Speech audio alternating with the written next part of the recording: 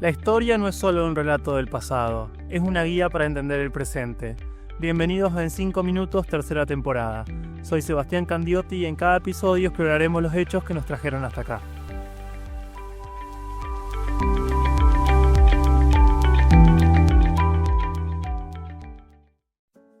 La independencia de Timor Oriental fue un proceso largo, doloroso y marcado por una violencia inusitada. En 1975 el territorio se encontraba bajo el dominio portugués y el panorama político estaba alterado por la lucha entre distintas facciones por su control. El conflicto interno se profundizó tras la retirada de las fuerzas coloniales y lo que siguió a esa retirada fue una invasión feroz por parte de Indonesia, que en 1976 proclamó la anexión del territorio, un acto que sería rechazado por muchos en la región y la comunidad internacional. Durante siglos, el territorio de Timor Oriental fue un crisol de influencias portuguesas, malayas, indonesias y chinas.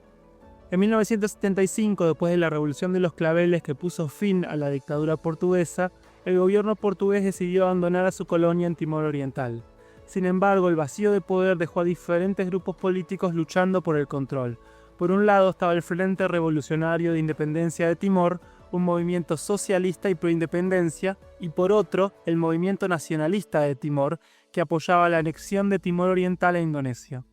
La balanza se inclinó rápidamente hacia la opción de los independentistas, lo que generó la intervención de Indonesia, que veía en la independencia de Timor una amenaza a su seguridad regional. El 7 de diciembre de 1975, Indonesia lanzó una invasión militar a gran escala, bajo el pretexto de la defensa de la estabilidad y la unidad del sudeste asiático. El Consejo de Seguridad de la ONU no intervino de forma efectiva y las principales potencias, incluidas Estados Unidos y Australia, apoyaron tácitamente la anexión debido a sus intereses geopolíticos en la región, particularmente en relación con el acceso a los recursos naturales. La ocupación indonesia fue atroz. Miles de personas fueron asesinadas en los primeros años de conflicto. Se implementaron políticas de desplazamiento forzado y las violaciones de derechos humanos fueron generalizadas. La población fue sometida a una constante vigilancia militar y quienes se oponían al régimen eran brutalmente reprimidos. En este contexto, la guerrilla de Timor Oriental luchaba contra las fuerzas invasoras. Aunque los independentistas fueron capaces de realizar ataques esporádicos, su capacidad para resistir se vio reducida por la superioridad militar de Indonesia. El resto del mundo parecía ignorar el sufrimiento de los timorenses, mientras la ONU condenaba la ocupación, pero no tomaba medidas decisivas. A lo largo de los años 80 y 90 la situación no mejoró y el movimiento de independencia creció tanto dentro del país como en la diáspora. Los timorenses, cansados de la opresión, no dejaron de luchar por su independencia a pesar de la represión violenta de las fuerzas indonesias. Fue en 1991 cuando un evento clave captó la atención internacional. El 12 de noviembre de ese año, las fuerzas indonesias abrieron fuego contra una manifestación pacífica en el cementerio de Santa Cruz en Dili, la capital, matando al menos 271 personas. La masacre fue grabada y difundida al mundo, lo que generó una condena internacional generalizada y renovó los esfuerzos para poner fin a la ocupación. Sin embargo, no sería sino hasta el final de los años 90 cuando las circunstancias comenzaron a cambiar. El gobierno de Indonesia, debilitado por la crisis económica asiática y los cambios políticos internos que trajeron el colapso de la dictadura de Suharto, se mostró más dispuesto a considerar una solución pacífica. En 1999, bajo presión internacional y con el respaldo de las Naciones Unidas, se convocó un referéndum en Timor Oriental, en el que el pueblo votó abrumadoramente a favor de la independencia. A pesar de la victoria electoral, las consecuencias fueron terribles.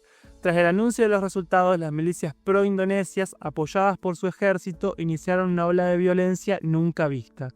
Decenas de miles de personas fueron asesinadas, más de 700.000 timorenses fueron desplazados, y la infraestructura del país fue destruida casi por completo.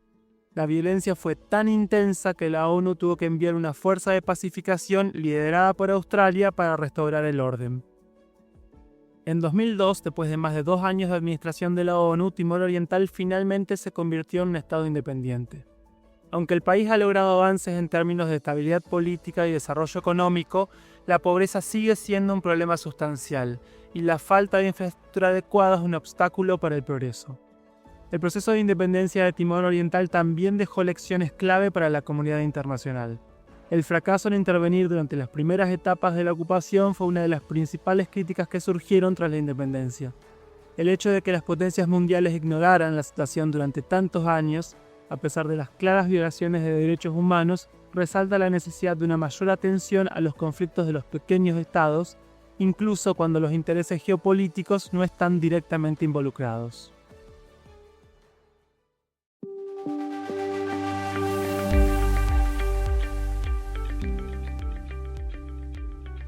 Una historia en 5 minutos, y otra te espera en el próximo episodio.